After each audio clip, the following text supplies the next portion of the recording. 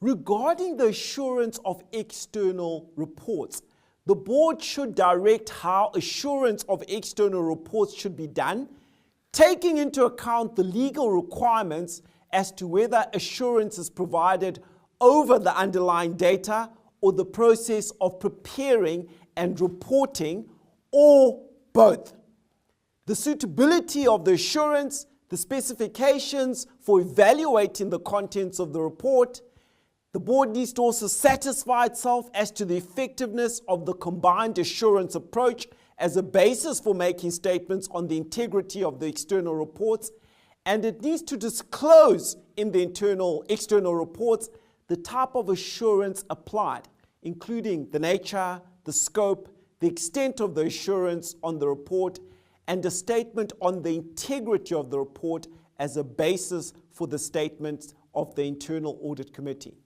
They need to direct internal audit and delegate oversight to the Audit Committee.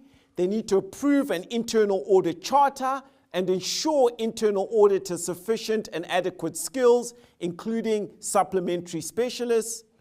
If there's a chief audit executive and internal audit function, they need to ensure that it is independent of management. And they need to approve the appointment contract and the remuneration of the chief audit executive whilst ensuring that he or she is suitably qualified. They need to ensure that the chief audit executive has access to the audit committee chair, but that the chief audit executive is not a member of that committee.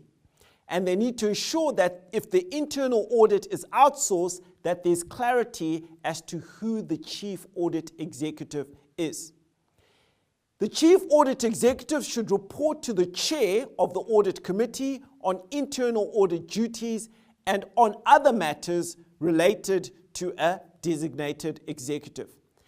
They must be responsible for the removal of the chief audit executive, and they must monitor that internal audit follows a risk-based plan, and they review the risk on a regular and proactive basis, and that this is adaptable. They must ensure that internal audit makes an annual statement on the effectiveness of the governance, risk, and controls within the company, and they need to ensure that the internal audit is externally and independently reviewed every 5 years. Finally, the board needs to confirm annually with the chief audit executive that the internal audit function conforms to a code of ethics.